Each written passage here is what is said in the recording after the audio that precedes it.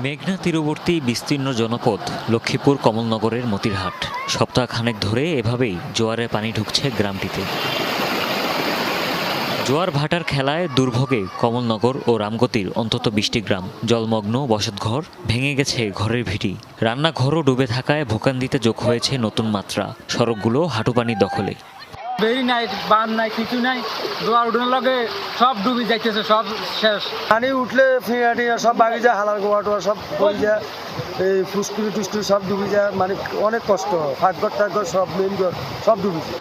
শুধু জনদুর্ভোগ নয়, ব্যাপক ক্ষয়ক্ষতির মুখে গ্রামীণ অর্থনীতি। জোয়ারের পানিতে তলিয়েছে মাছের ঘের, ফসলি জমি। স্থানীয়রা জানায়, প্রতি বর্ষায় অস্বাভাবিক জোয়ারে প্লাবিত হয় মেঘনাপাড়ের এই জনপদ।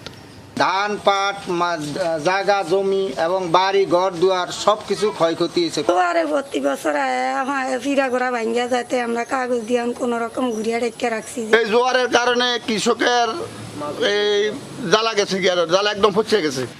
কৃষি বিভাগের তথ্য মতে এরই মধ্যে প্রায় 90 হেক্টর জমির বীজতলা প্লাবিত হয়েছে। তবে নির্মাণাধীন মেঘনা নদীর তীররক্ষা বাঁধের কাজ শেষ হলে সমস্যার সমাধান হবে বলে আশ্বাস পানি উন্নয়ন বোর্ডের। পানিটা যদি দ্রুত বের হয়ে যায় তাহলে হয়তো ক্ষতিটা এত হবে না। তো আমাদের এখন পর্যন্ত যে হিসাব, পানি যদি এভাবে থেকে যায় সেক্ষেত্রে আমাদের 90 হেক্টর জমি আমাদের ক্ষতিগ্রস্ত হতে পারে। সাস্টেনেবল এমপ্যাকমেন্টও আমরা করে দিচ্ছি, সেক্ষেত্রে আর ভিতরে আমাদের পানি থাকবে না। ইন দ্য মেন টাইম আমাদের যে ওয়াটার সিস্টেমটা থাকবে, অনেকগুলো রেগুলেটর আমরা করব ভিতরে যাতে পানি জমতে না পারে। চলতি জোয়ারে জলবন্দি জেলার লক্ষাধিক মানুষ।